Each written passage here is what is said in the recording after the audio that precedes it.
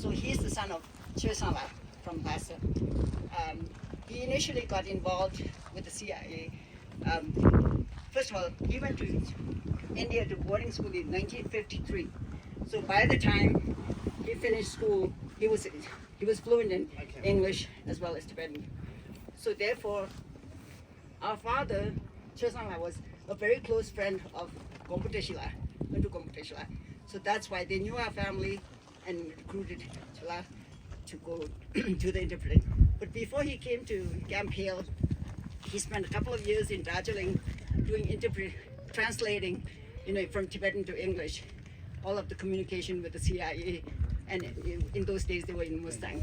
So anyway, I just wanted to give you that, and I'll help him along because Chala is very quiet and reticent, and he, even to us, our family, he never really spoke about what his experience is. And so therefore, we have to prompt him to say things, and until yesterday, I didn't even know his English name. When I told Carol my brother agreed to come, Carol wrote to me and said, "Oh, Bruce said his code name or his English name is Mayland," and I asked Chala, "What was your English name?" And he told me Mayland. So obviously it matched. But until yesterday or the day before yesterday when we flew in, he did not ever tell us anything about it. So anyway, here he is. He's going to try his best. Forget your name. I think you should say it in English, so because most they are also Americans here. So okay. So talk about Bruce a little bit, about your experiences, and do your best. Okay. My name is Sirin Doji, and I was one of the interpreters for the Camp Hale group that's here. And at that time, there were maybe about 200 or 300 Tibetans with me at the time. And we were taken from Darjeeling to Camp Hale, surgery over here. And then at that time, Mr. Bruce Walker was one of my instructors. He was very good with us. He was one of the best.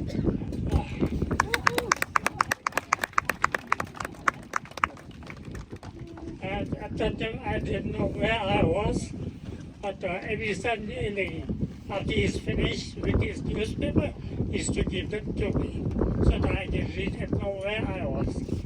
That's how I knew I was in Colorado or Camp Hale.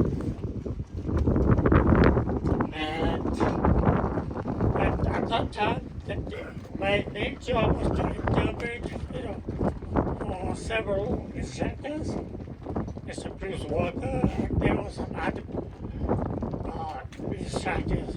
We just had to instruct them from Monday through, I believe, Saturday.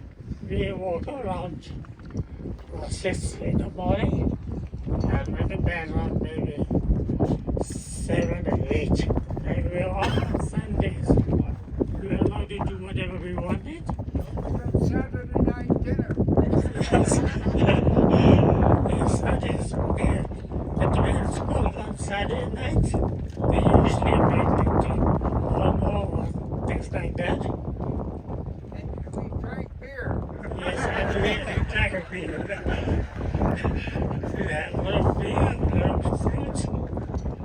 And the subject that I was most interpreted most was one was dynamics. I believe it's called dynamics. I don't remember exactly. It's part of growing up, religious, or things like that. And the second was doing spy work. What was it called? Tell us something? I don't remember the exact name. The what? Spy work. Spy work. Fireworks. Tradecraft. The secret meetings inside Tibet so the Chinese would avoid seeing you being spies, and communication of paper and film that as you needed to pass to other people. Tradecraft being spies yourselves so the Chinese would avoid your activity. Yes, that was I don't remember the name, but that's what I interpreted mainly. Do you remember the favorite movie? What was the favorite movie? The favorite movie? Yes. I don't remember, King honestly. and I. The king and I. But the King Eye, okay. So that was so long time ago, you know, but 50 years ago, or 60 years ago, 60 plus. 60 plus years ago, so I don't remember exactly. But that's what it was, yes. And there were maybe 6 or 8 into street soldiers. They were all very kind, very nice, and we had a good time. And we tried to teach and learn as much as we could.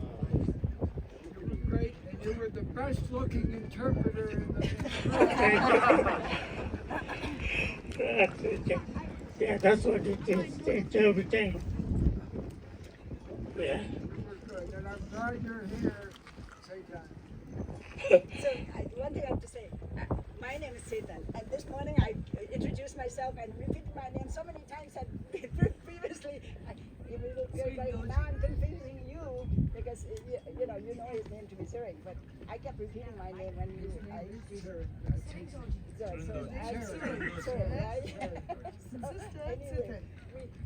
I'm sorry, I confused you by introducing myself over and over again. So anyway, okay, so that's. Yeah, and that's about all I think I can remember. And it was, So after completing his duties here, yeah, Deutschland was sent to Cornell to study, sponsored by the CIA. There was a group of them that was sent to Cornell, and later he graduated from Columbia University, and then worked in the Office of Tibet in New York for several years. After that, he also worked in the store that His Holiness's elder brother, Gelutandullah, had in New York before he moved to California. So I actually also I got a scholarship to come to the United States in 1964, and so therefore I used to go visit him when he lived in New York.